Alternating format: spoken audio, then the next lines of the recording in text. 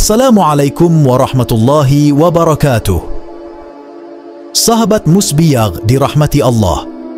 Dalam kitab Muqasyafatul Qulub karangan Al-Ghazali berkisah pada suatu malam di bulan suci Ramadan, Rasulullah sallallahu alaihi wasallam berkumpul dengan para sahabat. Rasulullah memandang para sahabat sambil tersenyum.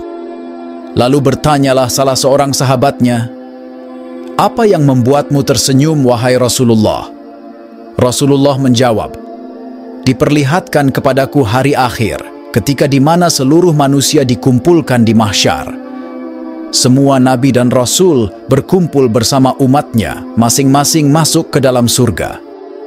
Namun ada salah seorang nabi yang dengan membawa pedang yang tidak mempunyai pengikut satupun masuk ke dalam surga.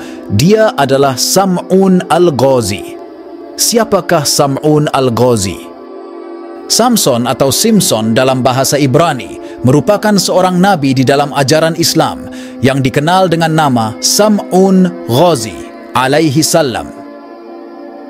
Kisah nabi ini terdapat di dalam kitab-kitab seperti kitab Muqasyafatul Qulub dan kitab Qisashul Anbiya. Sam'un Ghazi alaihi salam ialah orang yang mempunyai kekuatan luar biasa yang tidak terkalahkan, yang kelemahannya terletak pada rambutnya.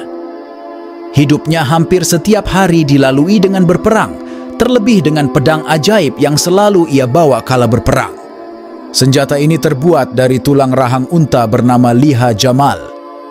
Nabi Sam'un memiliki kemukjizatan, yaitu dapat melunakkan besi dan dapat merobohkan istana. Atas izin Allah pula Nabi Sam'un memiliki mukjizat lainnya, yaitu ketika ia haus dan lapar, senjata itu disebut bisa mengeluarkan air maupun menumbuhkan daging untuk dimakan. Namun cerita Nabi Sam'un Ghazi alaihi salam ini adalah kisah Israiliyat yang diceritakan turun-temurun di Jazirah Arab. Cerita ini melegenda jauh sebelum Rasulullah sallallahu alaihi wasallam lahir. Dalam kisah para nabi disebutkan, Nabi Sam'un sanggup beribadah selama 1000 bulan yang diisi dengan salat malam dan siangnya berpuasa. Selama 1000 bulan ia menjadi pembela agama Tauhid yang berperang melawan musuh Allah hanya berbekal tulang rahang unta.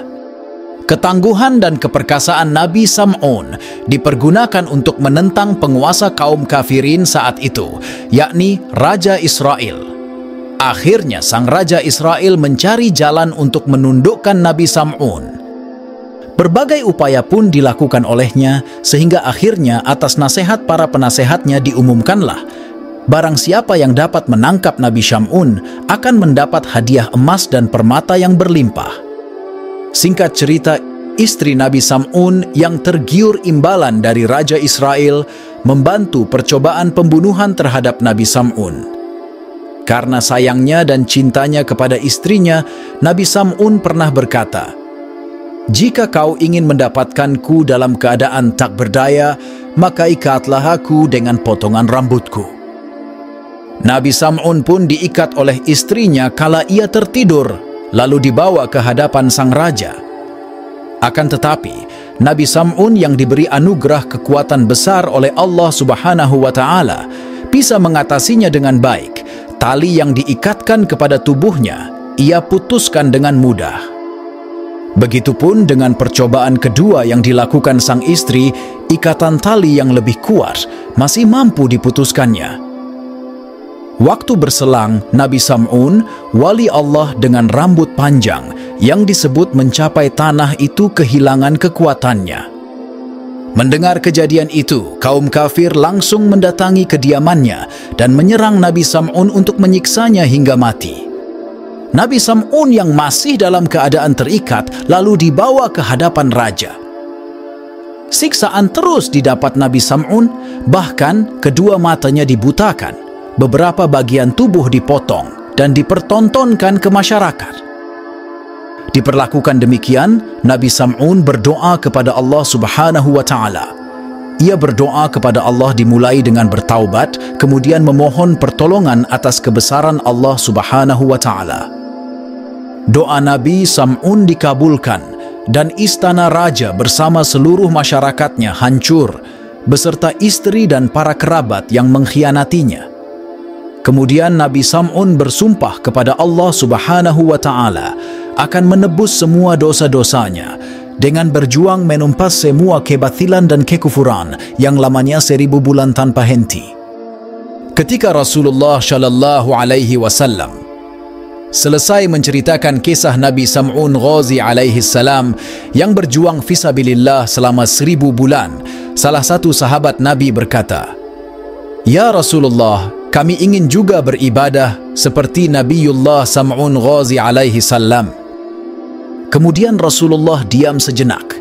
Dalam diam tersebut, turunlah wahyu kepada Rasulullah Shallallahu Alaihi Wasallam, yaitu Quran Surat Al-Qadr ayat 1-5.